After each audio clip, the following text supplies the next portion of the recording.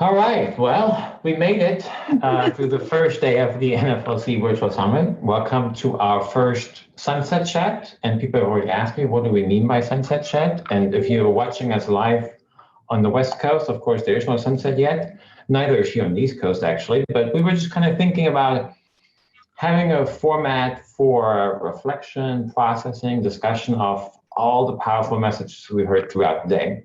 I'm Thomas Dow from the National Foreign Language Center. I'm here with my colleague, Laura Terrell. Hi, Laura.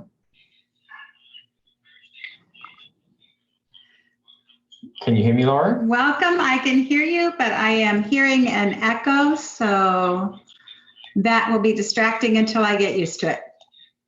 Okay.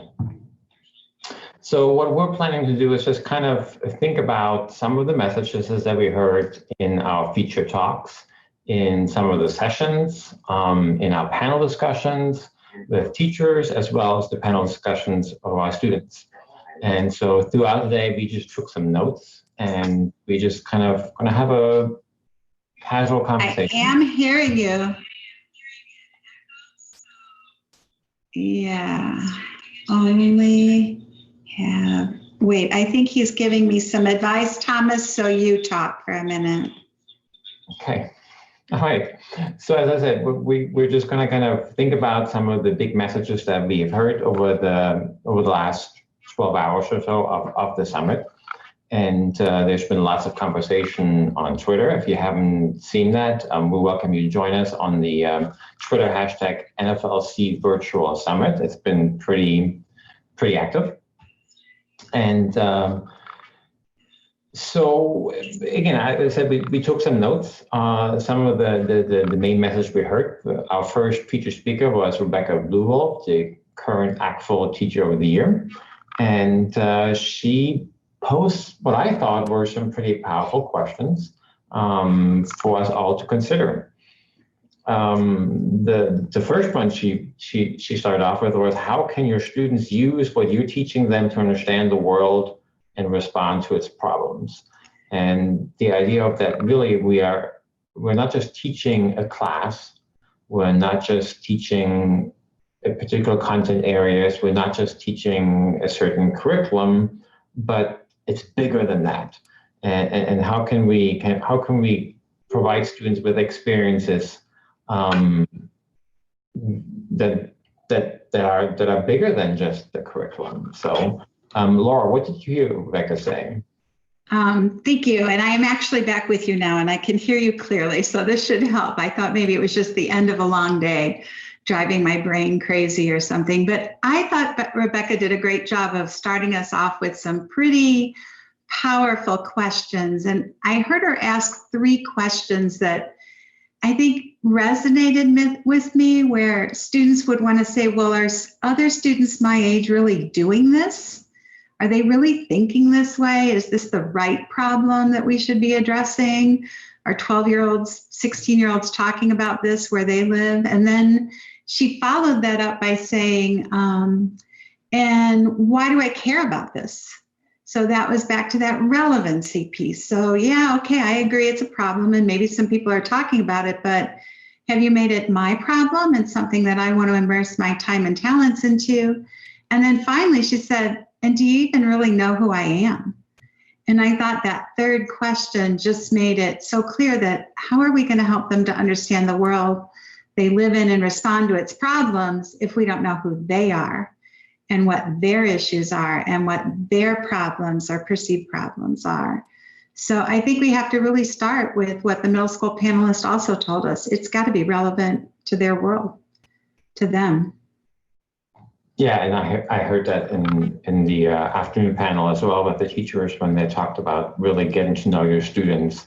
I think we've heard that a lot today, getting to know your students more than just at the beginning of the year, more than just filling out the little next card. And some of those teachers in the panel this afternoon was even we're talking about how do you make your students the content, and I think that gets at that relevancy.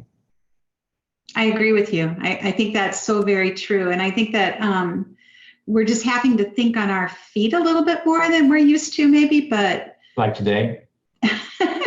like just now, as we try and learn new technology. And I think that's what we just have to think about. What is the learner perspective on all of this? And how do we really get to know them better? But I'm an optimist, and I believe that the virtual world makes that more doable in ways, because you can reach out with individual messages or individual chats or a design, as in a panel today, someone said those choice boards are learning options.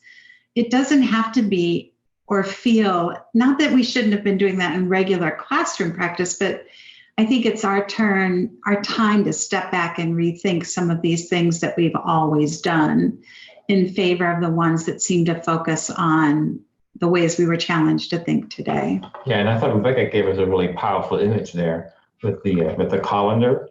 I loved it. I absolutely loved it. Right now, maybe many teachers are feeling really overwhelmed about not knowing what the school will look like, all the new things that they have to learn and do.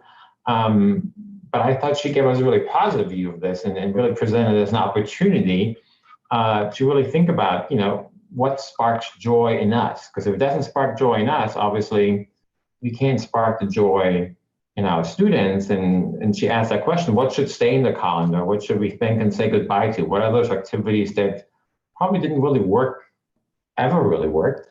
Or maybe they just worked, but it didn't really help the kids grow in their language learning, right? And I always talk to teachers about that, and there may be an activity that you absolutely love and that your kids love too, and they have a lot of fun. But if you put it in the calendar to see, it might actually just fall right through because the kids aren't really learning in that activity. And now we have the opportunity to really think about what are those activities? Because as we're trying to redesign everything, right? Everything activity, you're going to have to really think about, is this really a valuable activity? Does it spark joy? Does it help my kids learn? And I think it's a challenge, but it's also a huge opportunity. I thought she took that one step further, because, we all have had these activities that we've done for years. We actually love them. Yeah. So they do spark joy. And maybe even our students have gone along. Well, maybe even our students have gone along and done them. But we have to step back and say, I think her example was say goodbye to it. And the two things she named were grammar and memorized skits. And, memorized skits may have sparked joy, and students may say that they love those memorized skits. But if we step back and we ask ourselves, of all the things that we have to do and maybe fewer minutes of instructional time now, is this going to move them forward on their proficiency journey? But I actually think that part of what sparks joy and what stays in the colander was followed by a really good question of what should we just say thank you to? Not saying that it was wrong or bad. It isn't that they were wrong or bad practices. We're just ready to say goodbye to them. And I was working with some teachers last week, and what I said to them was, if you've ever carried home a set of papers to grade or a project to grade, even with the best rubric and the best instructions, and your heart of hearts has said, I don't want to grade these, then maybe that's an indication that that's one of those things that has to disappear. So if it's not sparking that joy, you don't want to see the work, you don't want to give feedback on the work, let it go. It has to be low on the totem pole. And I think if teachers are given permission to think of it as what is the priority, rather than it's bad or it's good, it's just, we just don't have enough time. So this moves down and this moves up and this stays. So that's a nice way of looking at it, giving permission to do that. And maybe that's what some teachers have been waiting for. And I think that's what they mean, what she means when she says organize your house. Say thank you to it. It did its job. And now you got to say goodbye to it. Maybe we have to do the same thing. If it's the best worksheet we ever created in our life, maybe we take a picture of it so we remember it forever and we move on. Yeah. Clear it out. Mm-hmm. Another big message that Rebecca shared, and that I think got picked up on Twitter quite a bit, was the idea of that review unit and the idea of are our students behind? And certainly she gave us permission, but also probably called all teachers out a little bit and said that if you have that review unit, this may not be the year to use it. Well, Thomas, you and I have worked together quite a bit, and I would go one step further on this may not be the year to use it. I've been advocating for years that we need to not begin the year with review, because we know that the worst thing we can do at the beginning of the year is make any student feel like they don't remember something or that they're behind, because that's going to cloud their brain, that emotion in their brain, with negativity. And so very often when teachers start with a review unit, they're starting with a deficit model. My students are behind. We've got to plug the gaps before we can move on. And instead, this is the year where if we are virtual, even more than any other year, we're going to have to focus on getting to know our learners. So start with a unit that allows you to explore identity in some aspect, so you can get to know your learners, and then you'll find out what's a challenge and what isn't. And then do that pop-up grammar. Bring it in as they need it. Bring in vocabulary as they need it, so that you're the coach and you realize that this particular swimmer is weak on flip turns. But you don't know that until they get in the water and they start swimming, and then you see it. Then you work with it. You design something to help with that particular gap. But you don't anticipate the gap and teach to fill the gap before you've seen the gap and the evidence of it from a learner. They're not behind. Everybody's behind them. We're all behind because the world changed. There are things in my life I'm behind on because I can't get out of my life. I can't get out of my house. I haven't been able to do certain things. It's not a gap. It'll get done eventually. Yeah, I think that's a really important message. Well, as I was listening to you talk, but I was also thinking that, because you're saying things like probably something we shouldn't have done all along, and a lot of the things that we're hearing in the sessions or in some of the panel discussions seem to be things that we have been talking about for a long time. And it almost seems like that this new environment, this new reality of teaching is forcing us or allowing us to, perhaps providing us the motivation to actually do these things. Anybody who's heard me talk over the years knows that I've been threatening teachers, saying, what if kids don't show up one day? And well, here we are. Kids that don't have to show up anymore now. Nor did the teachers. or the teachers, right? But I think now we do have the opportunity to do a lot of those things that in the past, change is difficult in education because we get so busy. The moment the school year starts, the ball is rolling down the hill and it's hard to stop it, right? There are routines, there are practices, there are traditions in every school building, and they're very difficult to change. And often once the school year starts, it's difficult to make any kind of changes in individual teacher practice or in the school's practice. And unfortunately, teachers in America don't have enough planning time to make any kind of those adjustments. Maybe some small adjustments are possible, but often you kind of start and you kind of go through the whole school year. And then you have the summer, and all of a sudden it's August or September again, and whoa, there's a new batch of kids, and we never really had the time to rethink. And I think what has happened since March, teachers have had, quote unquote, time to rethink a little bit what's important and what's essential. And Rebecca talked about that a little bit in her talk as well, to rethink what is essential for us as language teachers. So what would you tell teachers what is essential in language learning or language teaching?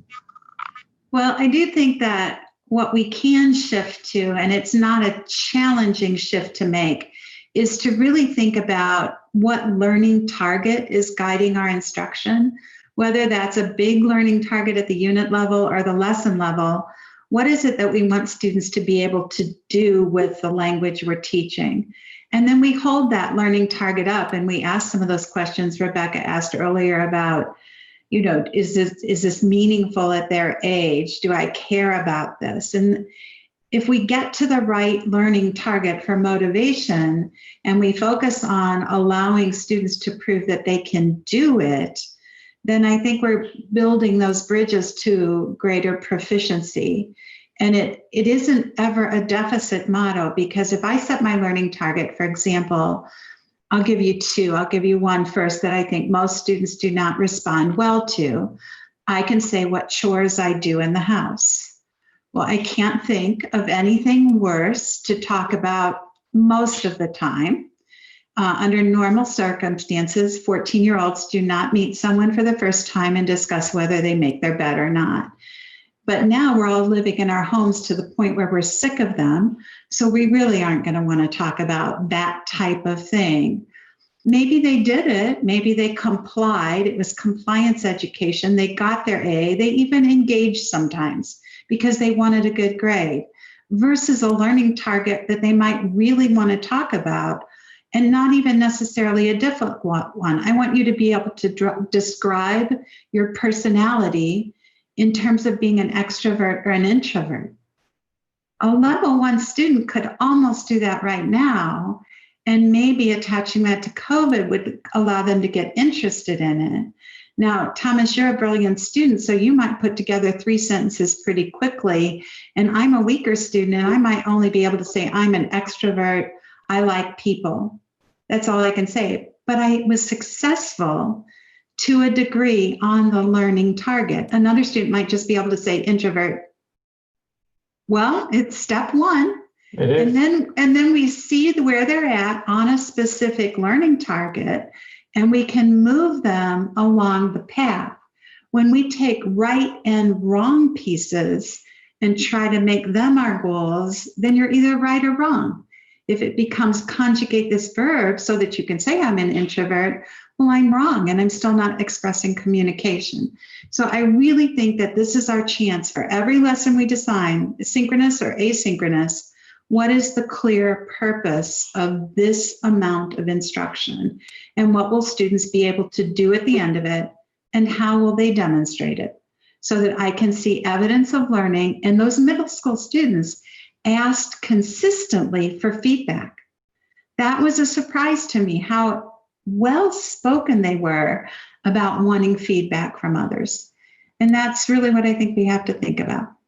I also heard them talk about missing hard work and enjoying hard work for their students, for their teachers, which I think is an interesting concept too, because we always think that students don't want hard work, but they actually did ask for it. So we have a question from the audience, and I forgot to actually say that. We're certainly welcoming anybody who's watching this live to join us and ask questions. And this kind of gets to something we talked about a couple of minutes ago, is should we focus, if there is no gap, and we shouldn't review, should we focus on accelerating learning rather than remediating learning?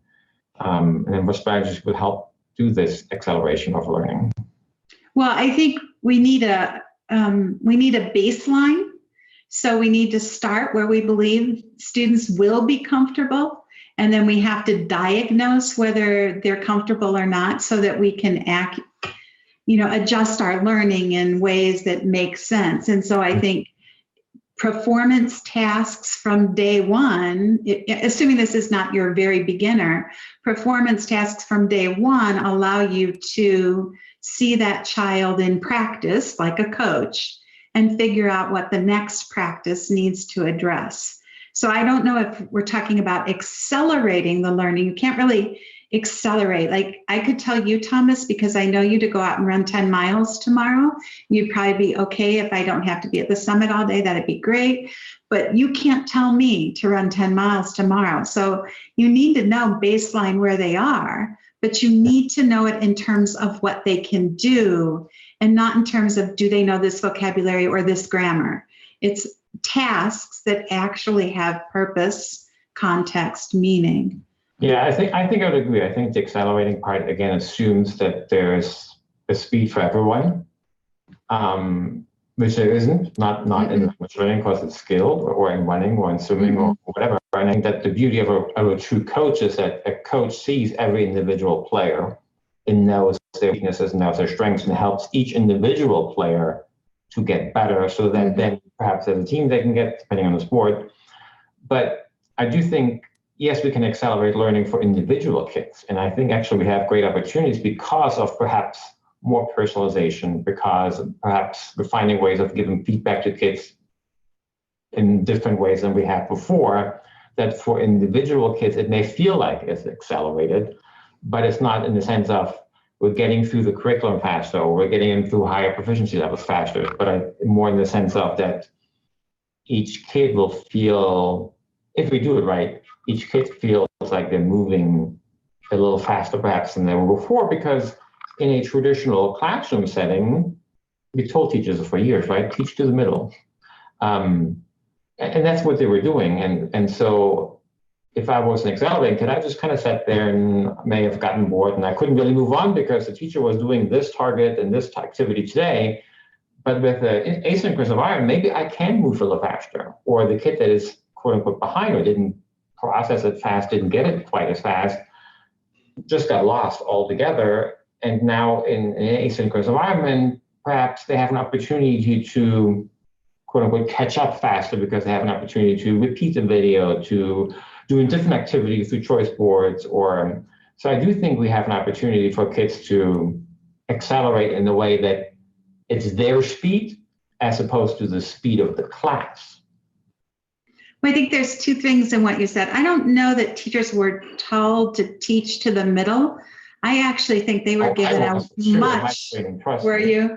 Oh, yeah. I actually think the task right now has been much more challenging. We're told to differentiate for everyone, but there's 42 students in your class. So my last class of 40 was 44 French 1 students. Will there differentiate for each of them? That isn't realistic. So I do think that this new environment may help. But the other thing is I think that we need to be partners in learning with our students. And just like a coach is able to explain what the next step is, I do believe that this year, if teachers have not taken the time at the beginning of the year to really embed this notion of proficiency, to make learners aware of proficiency and how you move along with proficiency, that is something that they need to do. And we heard from our middle school students that they really need to understand how the tech tools work. Mm-hmm. So what better opportunity than to create some lessons, even if they are in English, using those tech tools you're planning to use so that they're learning something that's critical to their development as a language learner while you're building community, while you're teaching tech tools. I'm not saying set language aside, but this is going to be a critical piece this year in terms of giving feedback, using rubrics, that type of thing. So if today's big themes were focusing on identifying essential skills, essential tasks, what's needed for language teaching, and kind of thinking about which activities we can say thank you and goodbye to, what do you think day 2 tomorrow? What do you think were some of the big questions that we're still waiting to get answers that teachers still have that we haven't gotten, that we haven't heard answers to yet, and maybe hearing during the sessions and the keynotes tomorrow?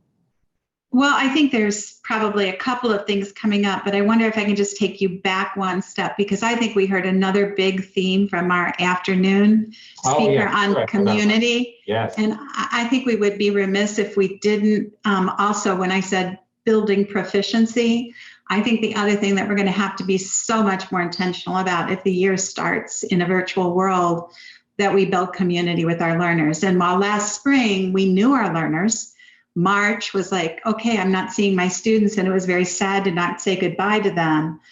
This whole notion that you've got to go back and build this rich classroom community in a distance environment, we know that just is going to be more of a struggle. So I think that listening to those messages about community, because we know there are some more coming up on day 2.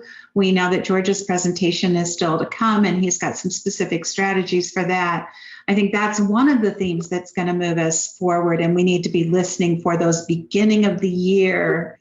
How do we get to know each other? And the other thing I think teachers are still desperate for, it came up in all the chats. We didn't always answer them. We didn't always look at it, but it is that how to.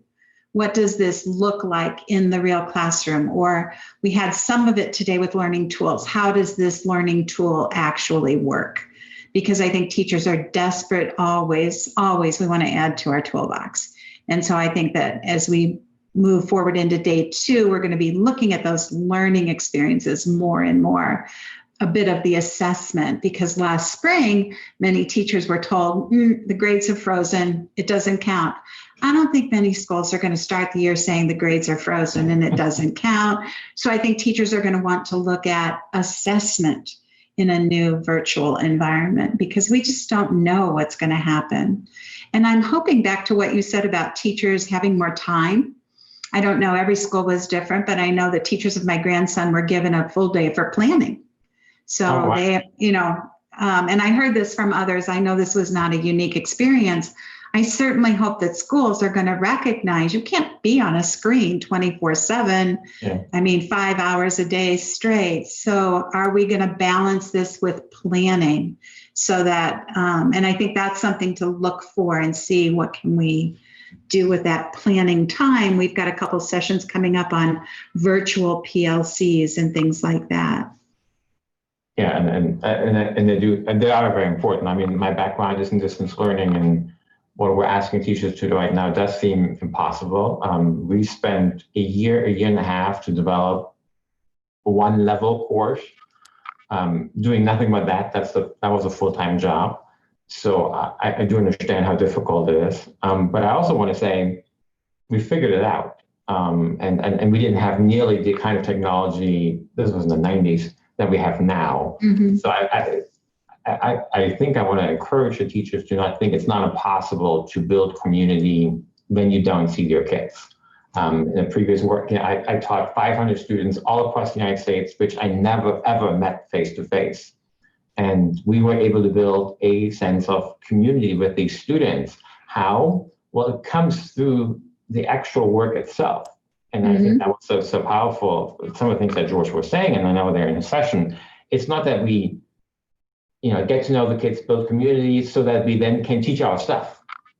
It's that becomes the things that we're talking about. And I think that's the shift that hopefully a lot of people embrace. Both Donna and I stress you need to design units and instruction that where students get to know themselves, their community, and the world all at the same time. It can't just be a focus on self and in English to get to know them. It can all blend together, And I think that's a little bit, we have another question from the audience that kind of gets at this, and I had it early in a panel today, but how can I build community with groups in two different instructional settings, face-to-face, but also online? And what I heard the teacher in my panel talk about is like, don't treat them differently, treat them the same. Don't try to create two different sets of activities, tasks. Because it's impossible, they don't have time. So it's just to save yourself, right? But also because they are the same, and you can do a lot of things that you can do online, you can do face-to-face or vice versa. And when you make them the content, when you make their building of a community the content, then you're meeting two goals at once. And so we had a lot of conversations too that popped up about interpersonal in some of the talks that we were doing today. Is there a way that you can create community between the students who are virtual and who are in class and the ones who are at home? There's just so much.